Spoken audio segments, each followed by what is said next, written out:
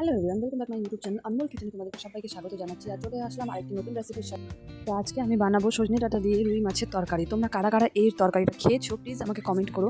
আমি আজকে প্রথমবার বানাচ্ছি, আর আমি জানতাম না যে এই রেসিপিটা এত টেস্টি হয়, বাট বানানোর পরে খাওয়ার পরে সেটা জানতে পারছি। তো তার জন্য দেখো আমি এখানে 4-5 টুকরো রুই মাছের নিয়ে নিলাম, আর তাতে ভালো করে হলুদ লবণ আর এক চামচের মতন তেল দিয়ে ভালো করে মাখিয়ে রেডি করে নিলাম। আর এদিকে একটা কড়াই উনুনে বসিয়ে দিলাম, কড়াই গরম হতে এখানে তেল গরম করে নিচ্ছি মাছগুলো ভেজে নেওয়ার জন্য। তো আমার তেল এখানে গরম হয়ে গেছে, তাই মাছগুলোকে আমি সুন্দরভাবে ভেজে নেব।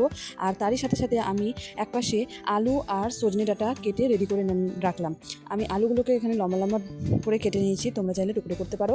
আর এদিকে দেখো মাছ ভাজা হয়ে গেছে, তাই আমি এখানে মশলার একটা রেডি করে নিচ্ছি। তার জন্য নিয়ে নিলাম 1 চামচের মতন হলুদ সর্ষে, 1 চামচ মৌরি, 1 চামচ জিরা আর 4-5টা শুকনো লঙ্কা। আর মশলাটা রেডি করতে করতে এদিকে আমার দেখো কড়াইয়ে তেল গরম হয়ে গেছিলো, তাই রাঁধুনি সোমবার দিয়ে এখানে আমি আলুগুলোকে 2 মিনিটের জন্য ভালো করে ভেজে নিয়ে তারপর তার মধ্যে দিলাম সজনে ডাঁটা, এবং সজনে ডাঁটাগুলোকে ভালো করে একটু ফ্রাই করে নিলাম। আর এর সাথে একটা বড় সাইজের টমেটোকে ডুমো পিস করে এখানে দিয়ে দিচ্ছি।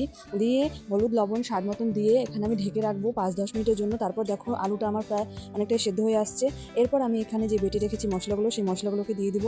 মশলা দেওয়ার পর আমি আঁচটাকে একদম লোতে রাখবো বা মিডিয়াম, কারণ এখানে আমি সর্ষে বেটেছি যেহেতু, আর বেশি ভাজাভাজি করলে সর্ষেটা একটু তেতে হয়ে যায়। তার জন্য আমি এখানে হাই ফ্লেম দেবো না, একদম মিডিয়াম ফ্লেমেই এটাকে ভাজবো। আমি মাঝে মাঝে এটাকে ঢেকে ঢেকেও তৈরি করবো। তো দেখো এখানে আমার মশলা কষানো হয়ে গেছে, এবং আমি এখানে মিক্স করে দিলাম জল। আমি আমার পরিমাণ মতন জল দিয়ে দিচ্ছি, তোমরা তোমাদের পরিমাণের মতন জল দিয়ে দেবে, যা কম বা বেশি।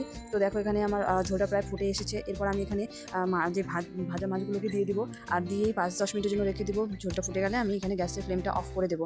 তো ভিডিওটা যদি তোমাদের ভালো লেগে থাকে তো প্লিজ লাইক করে দিও, চ্যানেলটিকে সাবস্ক্রাইব করে দিও। আর দেখা হবে নতুন ভিডিওতে একটা নতুন রেসিপির সাথে। ততক্ষণের জন্য বাই।